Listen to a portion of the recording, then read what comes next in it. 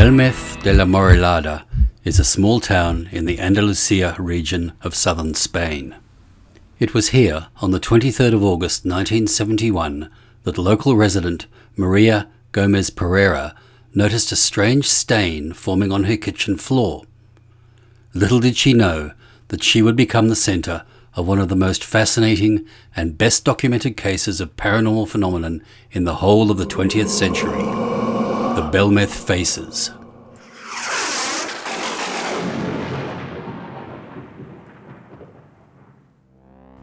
From the outside, 5 Rodriguez Aroca Street appears a perfectly normal house, and Maria appeared a perfectly normal resident.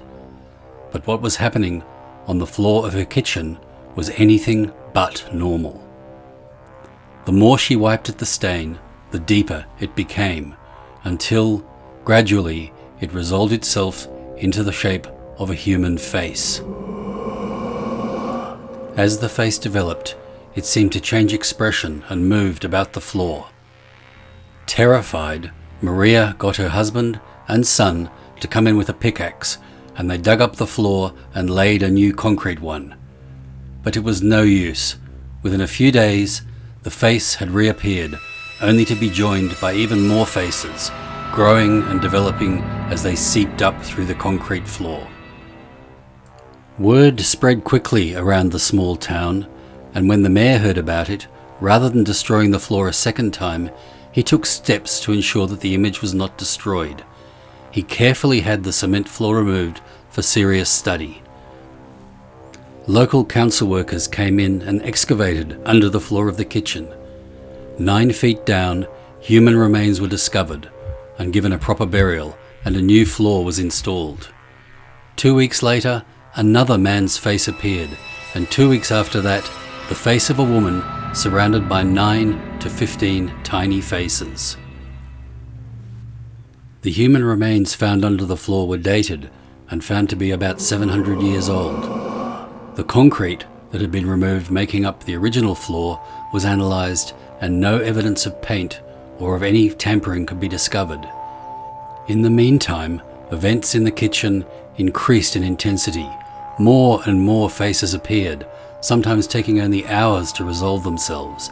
They changed expression, moved about the floor, disappearing and reappearing seemingly at random. The floor was torn out and replaced a number of times, but the faces returned every time it was restored. The images were scrubbed with detergent, but all this did was make the eyes of the images go wider and their expressions became more tormented. In 1989 and 1990, chemical analysis of the floor was undertaken by the Spanish High Council of Scientific Research, but no evidence of tampering could be found. The faces continued to multiply, grow, and move about the floor. Eventually, a full-scale investigation was launched. There was no evidence that there was a hoax, so the floor was photographed in detail, in sections, and covered with a jacket that was sealed at the edges to prevent tampering.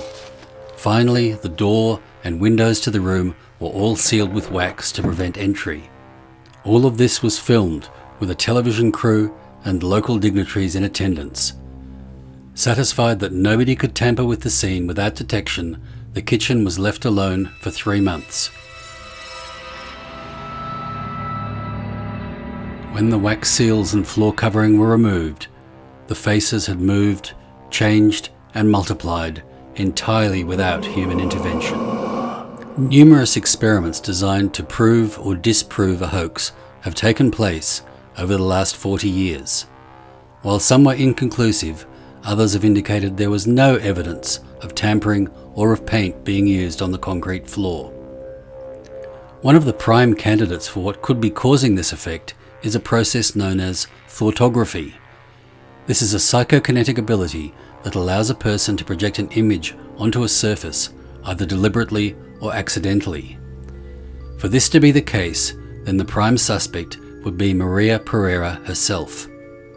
One problem with this theory is that on the 3rd of February 2004, Maria Pereira sadly passed away, but the faces continued to appear on the bare concrete floor of her kitchen. and they have continued to do so until the present day.